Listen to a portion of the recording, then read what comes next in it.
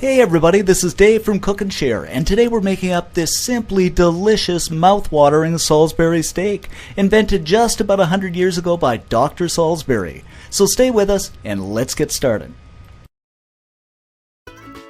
What I have here is about half a kilogram, a little over a pound, of lean ground beef. So I'm going to get started here by adding in the breadcrumbs.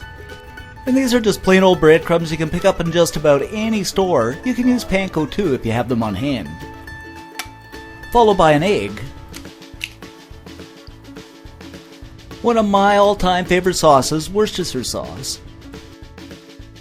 Some finely chopped garlic. Now this is totally optional, but I always like to add in 3 or 4 drops of Tabasco just for some extra kick. About 1/4 teaspoon of salt. And last but not least, some freshly ground black pepper. Now I'm just going to take my hands here and kind of massage the meat just so everything comes together nicely. I should add here that the key ingredients to a hamburger patty are simply the breadcrumbs and the egg. They're actually what holds the patty together. The rest is simply just for flavor. Okay, now that everything has come together nicely, I'm going to grab about 1/4 of the ground beef mixture and simply form it into a nice round patty. Now this particular recipe is going to give you about 4 nice sized patties. Next, what I'm going to do is I'm just going to take my finger, my index finger, and I'm going to run it down the center of the patty and make kind of a ridge or valley.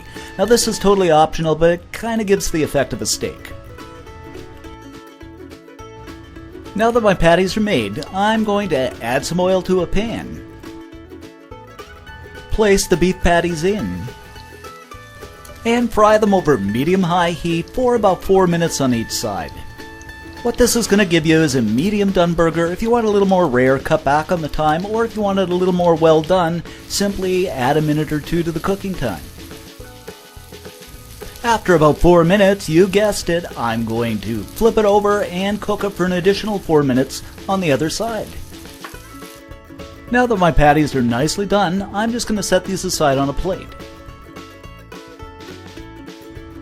Okay, next what we're going to do is make the sauce, which makes this dish incredibly delicious, and we're going to do this by adding the butter to the same pan we fried the burgers in. Because you've got all those nice flavors happening in there, and you don't want to lose that. Now the butter is melted down, I'm going to add in the Spanish onions. I'm using Spanish, you can use just about any kind of onion. I just like the taste of these. As you can see here, I've sliced them relatively thin and then kind of just divided them up into rings. Then I'm just going to fry these up over medium-high heat, I'd say probably for about 5 or 6 minutes. Until they get to this point where they're brown, translucent, and just a little bit wilted. Okay, so now what we're going to do is add in the beef stock, followed by about 1 tablespoon of Worcestershire sauce. Then I'm going to throw in some ketchup, and I usually use Heinz because you don't want it too red, otherwise you're going to end up with blood Salisbury steak. Some ground mustard. And if you don't have ground mustard on hand, you can simply leave it out. And of course, some ground black pepper. A little bit of salt. I'm just going to give this a quick stir here just to make sure everything is well combined. Then we'll bring it to a boil, and of course this is all happening over medium-high heat. Add in my diluted cornstarch. Now this does 2 things. It gives the dish a bit of a shine and also thickens the sauce. So I'm just going to give this a stir, and this only takes a couple of minutes until I get a consistency just about like this, and this is perfect. Alright, what I've done here is plated up my burgers, so I'm going to spoon some onions over the top, followed by that ever so delicious sauce.